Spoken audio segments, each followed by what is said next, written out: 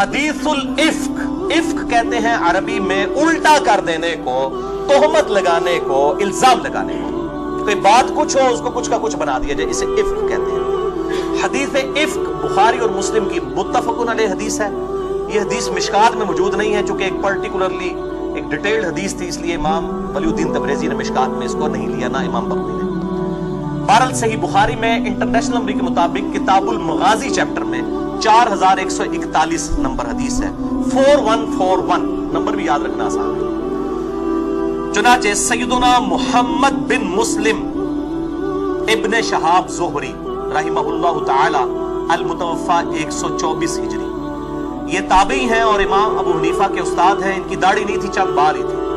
حدیث میں ان سے بڑا عالم ان کے زمانے میں کوئی نہیں تھا۔ عمر بن عبدالعزیز نے ان کی ڈیوٹی لگائی تھی احادیث کو جمع کرنے کے حوالے سے، اور بخاری اور مسلم میں درجنوں نہیں بلکہ سینکڑوں احادیث امام محمد بن مسلم ابن شہاب زہری تابعی المتوفى 124 ہجری سے روایت ہے۔ الحمدللہ وہ کہتے ہیں کہ مجھ سے 4 بڑے تابعین نے، یعنی تابعی ہیں اور اپنے سے بڑے تابعین نے، جن میں نمبر 1 عروہ بن زبیر جو سیدہ عائشہ کے بھانجے تھے، اسماء بنت ابی بکر کے بیٹے، حضرت ابو بکر کے نواسے، حضرت زبیر اشرا مبشرہ کے بیٹے، اور عبداللہ ابن زبیر صحابی کے چھوٹے بھائی۔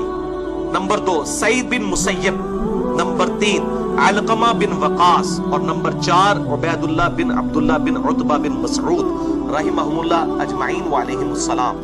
ان چاروں نے سیدہ عائشہ زوجہ رسول صلی اللہ علیہ وآلہ وسلم کے خلاف اس تہمت کا واقعہ بیان کیا، اور ان چاروں سے اما عائشہ نے بیان کیا تھا۔ اما عائشہ پردے میں جو ہے وہ اصحاب کو اور تابعین کو درس دیا کرتی تھی، ہے تو ماں ہے لیکن پردے والا معاملہ تھا۔ اور ان چاروں میں سے ہر ایک نے حدیث کا ایک ایک ٹکڑا روایت کیا، اور بعض کو بعض سے زیادہ یہ حدیث یاد تھی اور بیان کرنے میں بہت صحیح تھے۔ میں نے ہر ایک کی حدیث جو انہوں نے مجھ سے بیان کی، یعنی ابن شہاب زہری کہتے ہیں، اور ابن شہاب زہری ایسا مظلوم آدمی ہے کہ جس کو سنی کہتے ہیں شیعہ، کیونکہ سیدنا علی کی شان میں حدیثیں بخاری مسلم سے اس کی، حالانکہ یہ بھول جاتے ہیں ناسبی کہ حضرت ابو بکر اور عمر کی شان میں بھی جو حدیثیں بخاری مسلم میں وہ بھی ابن شہاب زہری سے۔ اسی لیے شیخ زبیر لیزئی رحمہ اللہ نے اس کے دفاع کے اوپر پورا مضمون لکھا ہے کہ ابن شہاب زہری جو ہے وہ الحمدللہ سنی تھا، الحمدللہ۔ تو یہ ابن شہاب زہری کہتے ہیں کہ میں نے ان چاروں سے وہ روایت سنی، میں نے ہر ایک کی حدیث جو انہوں نے مجھ سے بیان کی تھی یاد رکھی۔ چنانچہ یہ چاروں حضرات بیان کرتے ہیں خود سیدہ عائشہ سے کہ رسول اللہ صلی اللہ علیہ وآلہ وسلم جب بھی کسی سفر پر جانے کا قصد فرماتے تو ازواج مطہرات رضی اللہ عنہن کے درمیان قرہ اندازی فرمایا کرتے تھے، بیلٹنگ کرتے تھے، جس کا نام نکل آئے اس کو لے گئے۔ یہ تو یہ جو اسی اعتبار سے جو یہ کمیٹی ڈالی جاتی ہے اس میں بیلٹنگ کی جاتی ہے، اس کے بعد وہ جو ہوتا ہے نا ایک بندہ کمیٹی اٹھا لیتا ہے اتنے میں، وہ تو سود ہے، ویسے کمیٹی اتنی رقم میں لی جائے وہ تو ٹھیک ہے، اور یہ سنت ہے بیلٹنگ کرنا۔ تو آپ صلی اللہ علیہ وسلم اس بیوی کو ساتھ لے جایا کرتے تھے، پھر جس کا نام قرہ میں نکلتا اس زوجہ کو ساتھ لے جاتے۔ سیدہ عائشہ فرماتی ہیں کہ ایک مرتبہ غزوہ بنی مستلق کے موقع پر قرے میں میرا نام نکلا۔ یہ کوئی پکنک منانے نہیں جانے ہوتے تھے، زندگی اور موت کی کشمکش میں جاری ہوتی تھی بیویاں ساتھ، ظاہر ہے لڑائی لڑنے جا رہے ہیں، یہ نہ سمجھے کو آؤٹنگ پہ جا رہے ہوتے تھے۔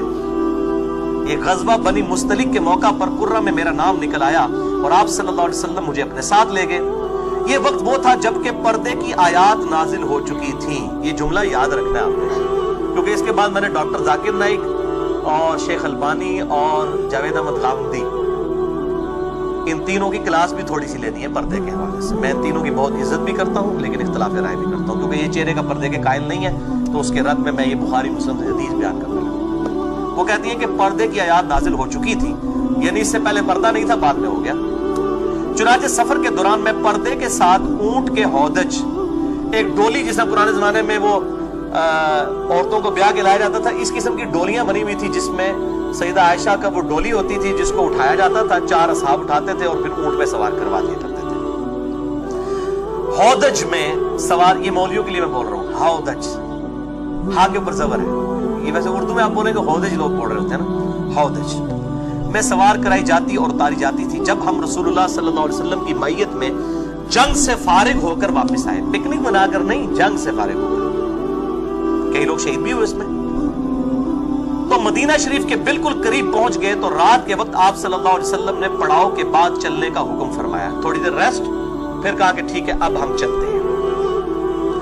میں رفع حاجت کی غرض سے یعنی پیشاب کرنے کے لیے لشکر سے تھوڑا دور نکل گئی.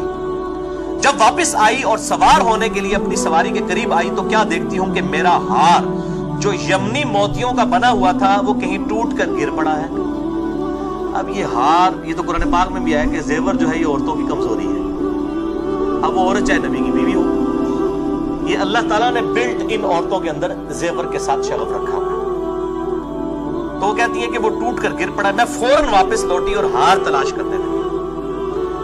اسی میں مجھے دیر ہو گئی. جن لوگوں کے سپرد مجھے ہودج پر سوار کرنے کا کام تھا انہوں نے ہودج کو اٹھا کر اونٹ پر رکھ دیا اور سمجھے کہ شاید میں اپنے ہودج میں بیٹھی ہوئی ہوں. ظاہر ہے اتنا وزن ہے تو اس میں اب اگر کوئی 50-60 کلو عمر, بلکہ یہ بھی میں زیادہ بتا رہا ہوں 50-60 کلو سے بھی کم وزن کی کوئی عورت بیٹھی ہو تو کیا پتا چلے گا, نیگلیجبل ہے. اور وہ یہ سمجھے کہ میں بیٹھی ہوں. اس زمانے میں عورتیں ہلکی ہوا کرتی تھی کیونکہ غذا سادی اور غیر مرغن ہوا کرتی تھی, اس لیے ہودج اٹھانے والوں کو کچھ پتہ نہ چل سکا. میں تو اس ہودج میں سوار ہی نہیں ہوں. دوسرا میں بہت کم سن بھی تھی, یعنی میرا وزن بھی کم تھا. اس کے بعد وہ سب اونٹ لے کر چل دیے. مجھے ہار اس وقت ملا جبکہ لشکر اپنے مقام سے روانہ ہو چکا تھا. رات کا اندھیرا, اکیلی عورت. میں اپنی جگہ پر بیٹھ گئی اس خیال سے کہ جب لوگوں کو میرے رہ جانے کی خبر ہوگی تو وہ ضرور تلاش کرنے کی غرض سے واپس آئیں گے. یہ بالکل ایسے ہی کرنا چاہیے. آج کے زمانے میں بھی اگر جہاں پر وہ ایسا معاملہ ہے تو وہیں پر رہیں تاکہ وہاں پر آگے کوئی تلاش کر سکے. اب تو خیر موبائل فون ہے, مسئلہ ہی حل ہو چکا ہے. اسی حالت میں مجھے نیند آ گئی اور میں بیٹھے بیٹھے سو گئی. اسی دوران سیدنا صفوان بن معطل رضی اللہ تعالی عنہ وہاں آئے. وہ لشکر کے پیچھے پیچھے رہا کرتے تھے تاکہ گری پڑی چیزیں اٹھاتے ہوئے آئیں. یعنی جب پڑاؤ اٹھایا تو کسی کا کوئی سامان نہ رہ گیا ہو تو وہ پیچھے ڈیوٹی ہوتی تھی کہ وہ اس کو جو ہے وہ مینج کر لیں. وہ صبح کے وقت جب میرے قریب پہنچے تو مجھے سوتا ہوا دیکھ کر پہچان لیا کیونکہ پردہ کی آیات نازل ہونے سے پہلے مجھے دیکھ چکے تھے. سوتی ہوئی حالت میں سیدہ عائشہ کا پردہ اتر گیا ہوا. سیدنا صفوان نے پہچان لیا یہ تو اماں ہے. اور اماں کیا کمنٹری کہہ رہی ہے کہ انہوں نے میری شکل اسی لیے دیکھ کے پہچان لیا کہ پردے کی آیات نازل ہونے سے پہلے انہوں نے میری شکل دیکھا تھا. اگر وہ نہ دیکھی ہوتی تو مجھے پہچانتے بھی نہیں عورت کون ہے. Point to be noted for doctor Zakir Naik, Sheikh Albani, چلے وہ تو فوت ہو چکے رحمہ اللہ, اور جاوید احمد غامدی صاحب حافظہ اللہ تعالی ساروں کے لیے. تو یہ پردے کا چہرہ تھا امہات المومنین. ہمارے لیے تو آئیڈیل وہی ہے نا. سورۃ العذاب میں آیا کہ نبی کی بیوی ہو تم عام عورتوں کی طرح نہیں ہو. اگر تم نے بے حیائی کی تمہیں دگنا عذاب دیا جائے گا. تم تو رول ماڈل ہو امت کے لیے. تو امت کے لیے کوئی غامدی صاحب کہتے ہیں یہ ازواج کی خصوصیت تھی چہرہ ڈھانپنا, باقیوں کی نہیں ہے. ڈاکٹر ذاکر نائک صاحب کا بھی یہ موقف ہے کہ اگر وہ کر لے تو بہتر ہے, نہ کرے تو کوئی واجب نہیں ہے. تو پردے کی آیات جو نازل ہوئی, حکم نازل ہوا, پھر کس کے لیے ہوا تھا؟ مسئلہ 106 میں بھی میں نے تھوڑا بہت اشارہ کیا. انشاءاللہ مجھے موقع ملا تو میں اس کے اوپر ڈیٹیل لیکچر بھی انشاءاللہ اس حوالے سے دوں. تو صفوان بن معطل نے جب دیکھا تو اما عائشہ کہتی ہیں انہوں نے زور سے پڑھا انا للہ و انا الیہ راجعون. یعنی ایک بہت بڑی مصیبت تھی مسلمانوں کے اوپر. ان کی آواز سن کر میری آنکھ کھل گئی. انہوں نے اونچی آواز میں پھر پڑھا کہ اماں جاگ جائے, اور میں نے اپنی چادر سے فوراً اپنا چہرہ چھپا لیا. یعنی چہرہ چھپا لیا, اس میں چہرے کے الفاظ موجود ہیں. اچھا, اللہ کی قسم ہم دونوں نے آپس میں کوئی بات تک نہیں کی. آپ ذرا اس صحابی کی جو ہے عفت و عصمت کو بھی داد دیں. ورنہ وہ کہتے ہیں اماں جی تسی پیچھے رہ گئے ہو, میں جناب حاضر تھوڑا غلام. ادھر تو لوگ بڑی ایفیشنسی جھاڑتے ہیں جناب, بے فکر وہ کچھ نہیں ہوتا. میں جناب انہیں اونٹ لے کے آیا, کوئی بات نہیں. اس چیز کو بھی انہوں نے سیدہ عائشہ کی عصمت اور عفت کے منافی سمجھا. وہ کہتے ہیں صرف یہ پڑھا اور میں اٹھی اور کوئی بات نہیں کی. اللہ کی قسم ہم دونوں نے آپس میں کوئی بات تک نہیں کی, اور نہ ہی میں نے ان سے سوائے انا للہ و انا الیہ راجعون کے کوئی اور بات سنی. انہوں نے آپس میں کوئی خود کلامی بھی نہیں کی کہ شکر ہے یا اللہ میں نے بھیجا. آپس میں بھی کوئی بات نہیں, انہوں نے اپنے آپ سے بھی کوئی بات نہیں کی. صفوان رضی اللہ تعالیٰ نے اپنی سواری سے اتر کر اس کے دست و پا کو باندھنے میں مصروف ہوئے. پھر انہوں نے مجھے اس پر بیٹھنے کو کہا اور میں اس پر بیٹھ گئی، یعنی وہ جانور بدک نہ جائے، تو وہ آپ رضی اللہ تعالی عنہ اس پر سوار ہو گئی۔ صفوان یعنی بٹھایا، اس نے اونٹ کو نیچے بٹھایا تو پھر آپ اس کے اوپر سوار ہوئے۔ صفوان آگے آگے اونٹ کو کھینچتا ہوا چلا اور ہم دوپہر کے قریب شدت کی گرمی میں لشکر میں پہنچ گئے اور سب ٹھہرے ہوئے تھے، یعنی سب انتظار کر، ابھی مدینے میں نہیں پہنچے تھے، راستے میں انتظار کر رہے تھے۔ پھر جسے تہمت لگا کر ہلاک ہونا تھا وہ ہلاک ہو گیا، اور جو اس بہتان کا سب سے زیادہ محرک ہوا وہ منافقین کا سردار عبداللہ ابن ابی تھا۔ اور وہ ابن زبیر کہتے ہیں کہ مجھے معلوم ہوا ہے کہ عبداللہ ابن ابی کے سامنے جب بھی افک کا ذکر ہوتا تو وہ اس کا اقرار کرتا تھا اور اس واقعے کو یعنی جھوٹا واقعہ بنا کے سنایا بھی کرتا تھا، جبکہ ان بہتان لگانے والوں میں تینوں ہی صحابہ ہیں، کوئی بریلوی دیوبندی اہل حدیث شیعہ نہیں ہے، حنفی شافعی مالکی حنبلی نہیں ہے، تینوں صحابہ۔ نمبر 1 سیدنا حسان ابن ثابت رضی اللہ تعالی عنہ علیہ السلام۔ نمبر 2 سیدنا مصطح بن اثاثہ رضی اللہ تعالی عنہ علیہ السلام، یہ سیدنا ابوبکر کے رشتہ دار بھی تھے۔ اور تیسرا ام المؤمنین سیدہ زینب کی بہن چھوٹی حمنہ بنت جحش رضی اللہ عنہن وعلیہم السلام، یہ 3 تھے جنہوں نے جو اس تہمت لگانے والوں میں شامل ہو گئے بغیر دلیل کے، اور پھر چونکہ دلیل نہیں تھی اور جھوٹا الزام بھی تھا، ان کو پھر 80 کوڑے بھی لگے، صحابیوں نے چھوڑا نہیں گیا۔ وہ حدیث موجود ہے ترمذی میں 3180، سنن ابی داؤد میں 4474، مشکات میں بھی موجود ہے 3579 3579، کہ ان تینوں کو پھر 80 کوڑے بھی لگائے گئے جھوٹے الزام کی وجہ سے، قذف جسے کہا جاتا ہے، اگر ثابت نہ ہو تو پھر ان پہ کوڑے لگائے جائیں گے۔ عبداللہ ابن ابی کو چھوڑ دیا گیا چونکہ منافق تھا، فتنے کے ڈر سے کہ پارٹی بازی نہ بنا لے، اس کے تو سب کو عیاں تھا، اس کو اس میں صرف نظر کیا گیا۔ تو کہتے ہیں کہ اس کے علاوہ اور کوئی مجھے نہیں پتا کسی صحابی اس میں شامل ہوا ہو، مگر منافقین کی ایک جماعت تھی جس کے متعلق اللہ تعالیٰ نے فرمایا والذی تولی کبرہ منہم لہ عذاب عظیم، کہ ان میں سے جو سب سے بڑا ہے ہم اس کو عذاب دیں گے، یعنی عبداللہ ابن ابی، وہ بڑا اس کا سرغنہ تھا، یعنی جو ان کا سرغنہ تھا اس کے لیے دردناک عذاب ہے۔ اور عروہ کہتے ہیں کہ وہ بڑا سرغنہ عبداللہ ابن ابی تھا۔ عروہ کہتے ہیں کہ اگرچہ سیدنا حسان بھی توبت لگانے والوں میں شامل تھے، مگر سیدہ عائشہ حسان کا برائی سے ذکر کرنا ناپسند کیا کرتی تھی، کیونکہ حضرت حسان نبی صلی اللہ علیہ وسلم کے لیے نعتیں کہا کرتے تھے، کیونکہ ان کا یہ شعر بھی سیدہ عائشہ کو بڑا پسند تھا۔ حسان ابن ثابت نے ہی کہا فَإِنَّ أَبِي وَوَالِدَهُ وَعِرْضِي لِعِرْضِ مُحَمَّدٍ صلی اللہ علیہ وسلم، کہ بے شک میں، میرے ماں باپ، میری عزت اور آبرو سب نبی صلی اللہ علیہ وسلم کی عزت کے لیے قربان ہیں۔ تو یہ نعت کے والے سے بخاری مسلم میں بھی حدیثیں موجود ہیں حسان ابن ثابت کے بارے میں، مسند نمبر 56 میں نے ریکارڈ کروائی ہیں وہ احادیث۔ بہرحال سیدہ عائشہ فرماتی ہیں میں مدینہ میں 1 مہینہ تک بیمار رہی اور لوگوں میں تہمت کے متعلق بات چیت ہوتی رہی اور میرا شک بڑھتا رہا۔ اب سیدہ عائشہ کو کسی نے نہیں بتایا کہ جی آپ کے خلاف اس طرح کا طوفان کھڑا کر دیا، کہتی ہے میرا شک بڑھتا گیا، اور قدرے اس وجہ سے زور پیدا ہوا کہ میں نے رسول اللہ صلی اللہ علیہ وسلم کو اس بیماری میں پہلے کی طرح مہربان نہیں دیکھا تھا۔ آپ صلی اللہ علیہ وسلم اندر تشریف لاتے اور صرف اتنا دریافت فرما کر چلے جاتے کہ عائشہ آپ کیسی ہو۔ آپ صلی اللہ علیہ وسلم کے اس طرز عمل سے میری بیماری میں اضافہ ہوتا گیا اور مجھے اس طوفان کی کوئی خبر ہی نہیں تھی۔ جب مجھے کچھ صحت ہوئی تو میں مصطح کی ماں کے ساتھ رفع حاجت کے لیے باہر گئی، یعنی وہاں پہ ٹوائلٹ اٹیچ بات تو نہیں ہوا کرتے تھے، عورتیں بھی رات کے وقت میں اور ٹوائلٹ بھی جانے کی ٹائمنگ ہوا کرتی تھی، تو وہ کہتی ہیں کہ میں مصطح کی ماں، یعنی تہمت لگانے والا صحابی تھا، اس کی ماں کے ساتھ ہی باہر جا رہی تھی۔ اب حضرت عائشہ کو تو پتہ نہیں تھا کہ اس کے بیٹے نے کام ڈالا ہوا ہے، رفع حاجت کے لیے گئی اور ہم ہمیشہ راتوں کو جایا کرتے تھے۔ یہ اس وقت کی بات ہے جبکہ ہمارے گھروں کے قریب بیت الخلاء نہیں ہوتے تھے اور ہم بھی عربوں کی عادت قدیمہ کی طرح اس کام کے لیے جنگل میں جایا کرتے تھے، کیونکہ وہ کہتے ہیں کہ ہم لوگ جایا کرتے تھے باہر، میں اور مصطح کی ماں جو کہ ابی رحم بن عبد المطلب بن عبد مناف کی بیٹی تھی اور اس کی ماں سخر بن عامر کی بیٹی تھی اور وہ میرے والد سیدنا ابوبکر کی خالہ تھی، اور مصطح بن اثاثہ ان کا بیٹا تھا، یعنی سیدنا ابوبکر کی خالہ کا بیٹا رشتے میں۔ دیکھو یعنی گھر والا، اور اس کا وظیفہ حضرت ابوبکر نے لگایا ہوا تھا۔ یہ وہ تھا کہ جو حضرت ابوبکر کے ٹکڑوں پہ پال رہا تھا، ظاہر اللہ نے سبب بنایا ہوا تھا، سیدنا ابوبکر اس کے لیے وظیفہ لگایا ہوا تھا غربت کی وجہ سے۔ تو کہتے ہیں کہ میں اس کی ماں کے ساتھ جب رفع حاجت سے فارغ ہو کر لوٹنے لگے تو راستے میں मिस्ताह की माँ का पांव चादर में उलझा तो वो गिर पड़ी, तो वो अपने बेटे मिस्ताह को बुरा कहना शुरू हो गई कि तेरे सत्यानाश हो जाए। यहाँ पे भी औरतों की आदत होती है ना, कोई इस किस्म की इमरजेंसी हुई, कोई किसी को कोई उंगली पे लग गई, तो वो गिरी ना, तो उसने अपनी माँ अपने बेटे को कह दिया तेरा बेड़ा गर्क हो जाए मिस्ताह, तेरा वो बाल मेरे ते पैर में डिगी है ना, तेरी वजह ना तू जरा पुठा काम कीता है। ये असल में था भी।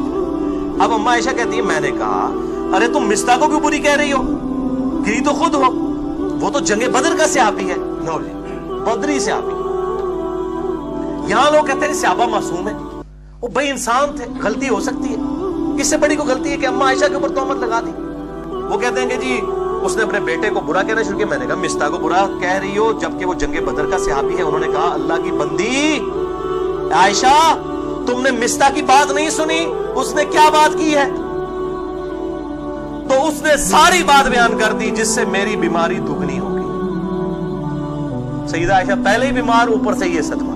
अब उनको फिल्म चलना शुरू हो गई, अच्छा ये जो हुजूर सल्लल्लाहु अलैहि वसल्लम भी मेरे साथ उतना इल्तिफात नहीं फरमा रहे, तो ये तो नबी सल्लल्लाहु अलैहि वसल्लम के दिल में भी ये बात बैठ गई हुई है, और वो आगे आएगा। इतने सख्त अल्फाज है सईदा आयशा के।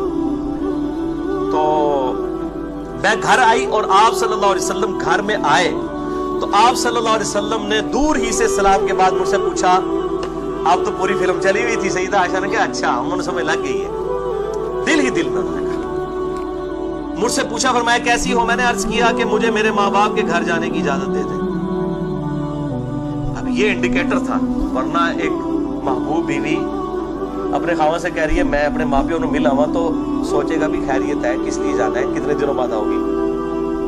सईदा आयशा कहती मैं इसलिए जाना चाह रही थी, मैं जाके उधर जाके पूछूं अपने माँ बाप से कि ये जो तूफान खड़ा हुआ है तो तुसी लोग के पे कर दो, मैं तो बच्ची है। तो नबी सल्लल्लाहु अलैहि वसल्लम ने, मेरा ख्याल था कि मैं उनके पास जाकर इस बात की तहकीक करूं, तो आप सल्लल्लाहु अलैहि वसल्लम ने मुझे फौरन इजाजत दी थी, कोई आपने नहीं रोका। मैं घर आई और अपनी माँ से कहा कि माँ ये लोग क्या बातें कर रहे हैं? तो माँ सादिया मामा उन्होंने कहा बेटी तुम इसका बिल्कुल गम मत खाओ। मुझे भी लोग कहते हैं अली भाई आप पे इल्जाम लगता है, खामोश ने खैर है, अल्लाह ताला बात करना है। वो जिससे हो रही होती है उन्हें पता है ना कि क्या पे होता है, किसी को मशवरा देना बड़ा सौखा होता है। अब ये माँ क्या कह रही है? माँ कहती है कि बेटा गम ना खाओ, ये तो शुरू से होता चला है, जब किसी खूबसूरत औरत की शौकनें होती हैं और शौहर उससे ज्यादा मोहब्बत करता है तो इस किस्म की औरतों पे इल्जामात निकलते रहते हैं। मैंने कहा सुभान अल्लाह, लोग ऐसी बातें मुंह से निकालना शुरू हो गई और आप कह रही कुछ नहीं। आयशा फरमाती है कि मैं तमाम दिन रात रोती रही, ना आंसू थमते थे ना नींद आती थी, और मेरे माँ बाप भी कबीदा खातर थे। मैं 2 दिन तक बराबर रोती रही, ना आंसू थमे और ना नींद आई, 48 घंटे। फिर नबी सल्लल्लाहु अलैहि वसल्लम भी मेरे घर तशरीफ, यानी मैं के खुद आप सल्लल्लाहु अलैहि वसल्लम अबू बकर के घर तशरीफ लाए, सलाम के बाद मेरे पास बैठ गए, वरना अभी तक उस दिन से पहले 1 महीने तक आप मेरे पास बैठे भी नहीं थे। आप सल्लल्लाहु अलैहि वसल्लम के दिल में इस हवाले से इतना कलक था।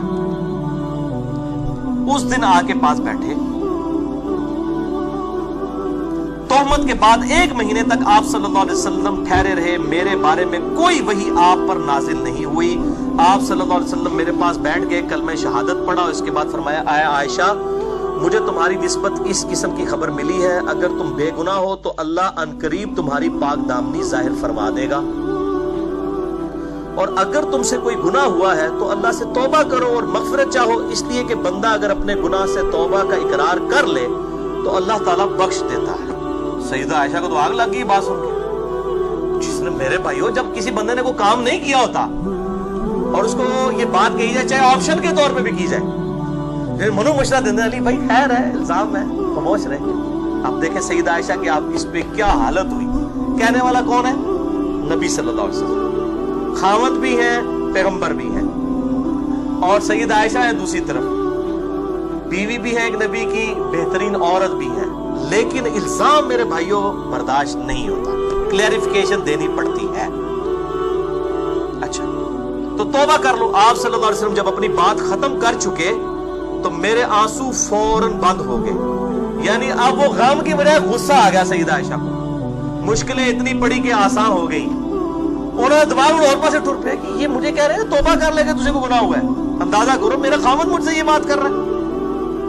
एक कतरा भी ना रहा, میں نے اپنے باپ ابو بکر سے کہا کہ رسول اللہ کی بات کا جواب دو.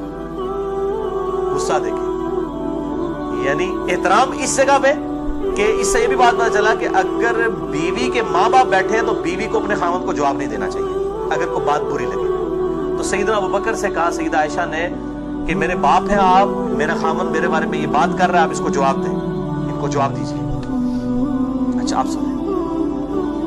میرے والد ابو بکر نے کہا اللہ کی قسم مجھے کچھ سمجھ نہیں آ رہا کہ میں کیا جواب دوں. انہوں نے تسلی نہیں دی، بیٹا خیر ہے، لیکن گالتے ہوتی ہے نا جس دے اوپر الزام لگے ہوا ہے.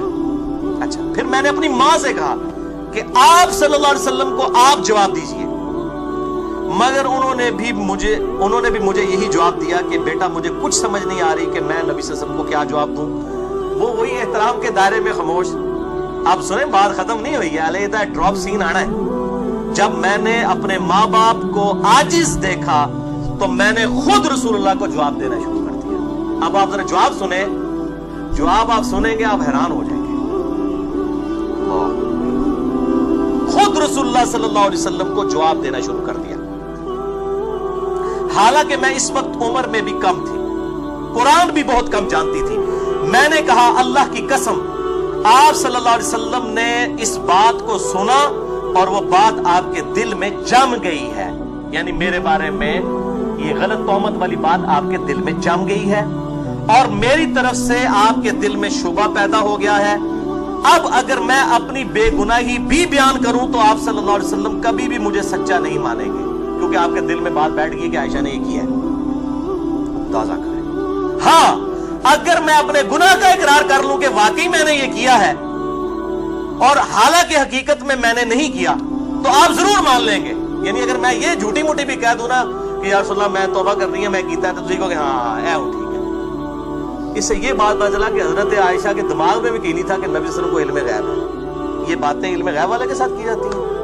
یہ میں بریلویوں کو توبہ کی طرف دعوت دیتا ہوں کہ علم غیب والا جو مسئلہ ہے وہ اس طرح ہے نہیں ہے، اللہ کے بتانے پر محمول ہوتا ہے. مسئلہ نمبر 6A اور 6B ریکارڈڈ میرا موجود ہے ahlsunnatpark.com پہ.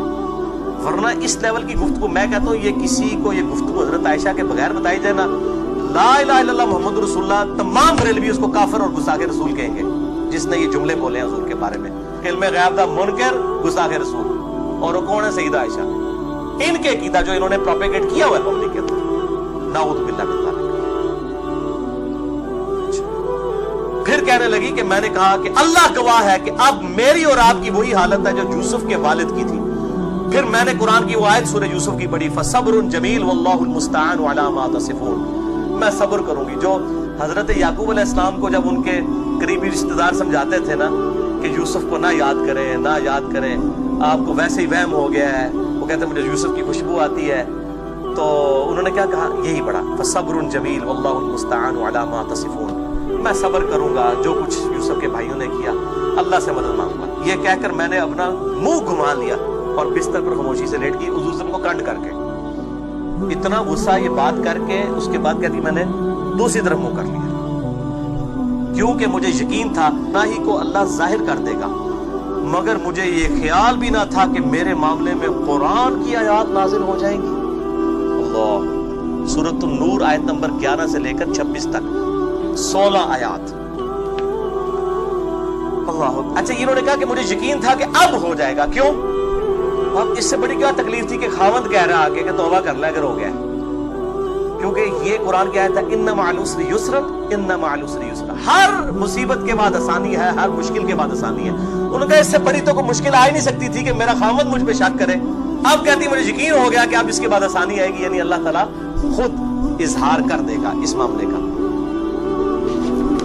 مجھے تو یقین بھی نہ تھا میرے بارے میں آیات نازل ہوں گی اور قیامت تک پڑھی جائیں گی، کیونکہ میں اپنی حیثیت اتنی نہیں سمجھتی تھی کہ اللہ تعالیٰ میرے بارے میں اپنا قرآن نازل فرما دے گا.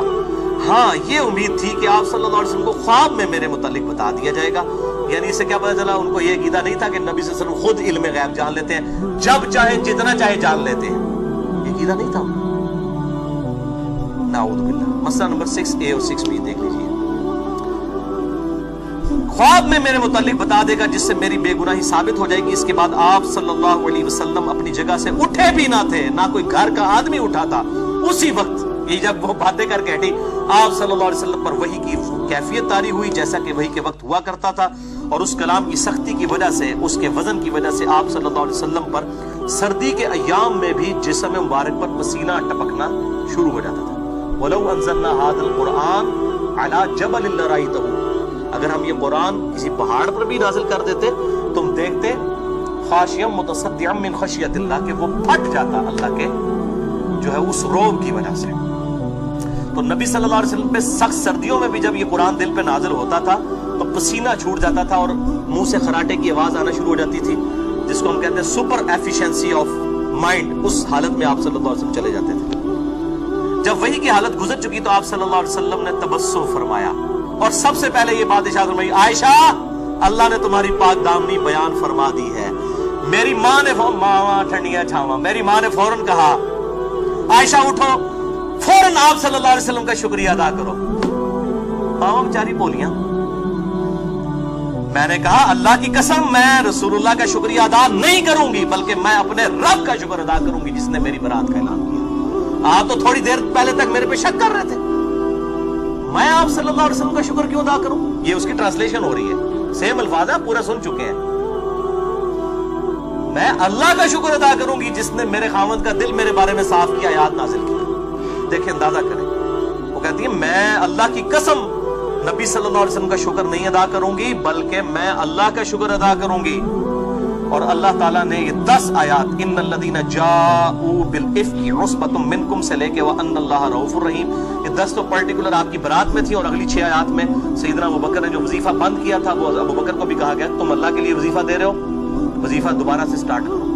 اندازہ کریں، میرے رب نے میری بے گناہی ظاہر فرما دی۔ سیدنا ابوبکر جو رشتہ دار کی غربت کی وجہ سے مستح کی کچھ مالی مدد کیا کرتے تھے، انہوں نے مستح کے متعلق یہ سوچا ہی تھا کہ آئندہ میں اسے کوئی مال نہیں دوں گا، کیونکہ اس نے عائشہ کو بدنام کیا، چنانچہ اللہ تعالیٰ نے اس کے بارے میں بھی نازل فرما دیا وَلَا يَأْتَلِ أُولُو الْفَضْلِ مِنْكُمْ، جو تم میں جن کو اللہ نے مال دیا ہے وہ اپنی رشتہ داریوں کی وجہ سے نا، دیکھیں ذرا کس لیول کی بات ہو رہی ہے۔ جناب یہاں جنید جمشید صاحب کی کوٹ لگا رہے ہیں، ادھر جو بیچارہ معافی مانگ رہا ہے کہتے ہیں توبہ قبول نہیں ہے، اور جب نبی صلی اللہ علیہ وسلم کی بیوی کے ساتھ یہ معاملات ہوئے ہیں اور ابو بکر نے رضی اللہ تعالیٰ عنہ نے وظیفہ بند کر دیا ہے جس نے عائشہ پہ ان کی زندگی میں، رسول کی زندگی میں توبہ لگائی ہے، اور اللہ تعالیٰ کہہ رہا ہے ابو بکر وظیفہ کو بند کیا ہے۔ یہ مولوی کہہ رہے نہیں آپ کی توبہ قبول نہیں ہے، جنید جمشید صاحب آپ کو چھوڑیں گے نہیں ہم۔ جنید جمشید تو عشرِ شیر بھی نہیں ہے، میں نے تو خیر 105 میں ریکارڈ کرا دیا کہ اصل گستاخ کون ہے، ساروں کے بابوں کو میں نے بتایا۔ اور یہاں پہ مستح کا وظیفہ جب بند کیا، حضرت عائشہ پہ تہمت کیا سے اللہ تعالیٰ نے بجائے مستح کے ابو بکر کو کہا کہ تو اللہ کے لیے وظیفہ دے رہا تھا، تو نے کیوں وظیفہ بند کیا ہے؟ تو نے تو اللہ سے اجر لینا ہے۔ یہ آیات نازل ہوئی، اس کے بعد ابو بکر کہنے لگے میں خوش ہوں کہ اللہ مجھے بخشے۔ اس میں اللہ نے کہا تھا آیات میں کہ کیا تم نہیں چاہتے کہ اللہ تمہیں بخشے، تو تم اللہ کے دیے میں سے کیوں وظیفہ روکتے ہو؟ اللہ اکبر، یہ ہے للہیت۔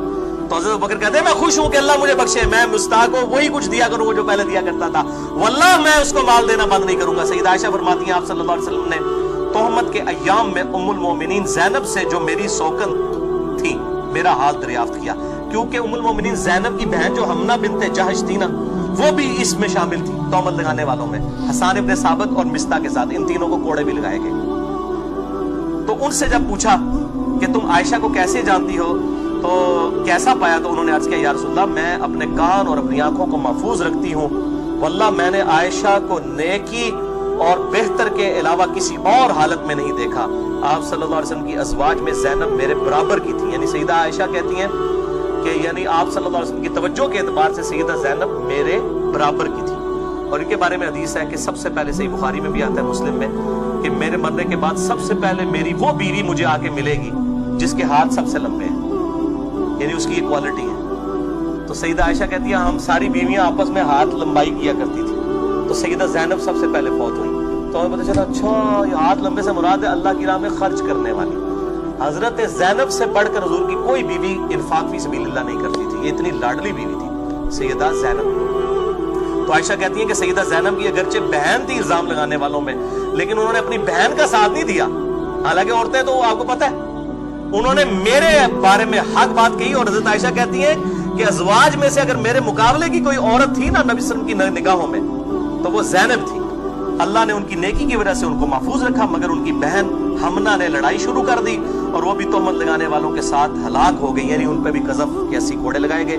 سیدہ عائشہ کہتی ہیں واللہ جس شخص کے متعلق مجھ پر بہتان لگایا گیا یعنی صفوان بن معطل، وہ ان باتوں کو سن کر تعجب کیا کرتا تھا اور سبحان اللہ کہا کرتا تھا۔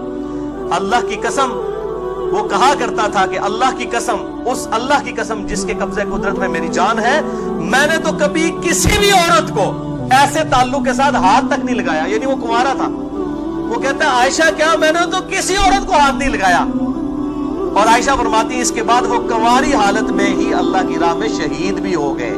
یہ بھی حضرت عائشہ پر اللہ کی کرامت ہوئی کہ جس مرد کے ساتھ ان کو نعوذ باللہ جوڑا گیا اس حوالے سے، صفوان بن معطل، اللہ تعالیٰ نے اس کی قسمت میں کوئی عورت رکھی نہیں، یعنی وہ والا معاملہ ایسا کیا کہ وہ عورت، وہ مرد جو ہے وہ کنواری حالت میں ہی شہید ہو گیا اللہ تعالیٰ کی راہ میں۔ الحمدللہ اس کے اوپر یہ حدیث عفق جو ہے وہ مکمل ہوئی۔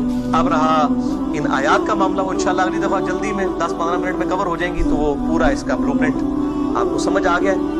اللہ تعالیٰ سے دعا ہے جو حق بات میں نے کہی اللہ تعالیٰ ہمارے دلوں میں راسخ فرمائے، اگر جذبات میں میرے منہ سے کوئی غلط بات نکل گئی تو اللہ تعالیٰ ہمارے دلوں سے معاف کر دے، ہمیں کتاب و سنت کی تعلیمات پر عمل کر کے دوسرے بھائیوں تک پہنچانے کی توفیق عطا فرمائے۔ سبحانک اللہم و بحمدک، اشہد ان لا الہ الا انت، استغفرک و اتوب الیک، وما علینا الا البلاغ المبین۔ جزاکم اللہ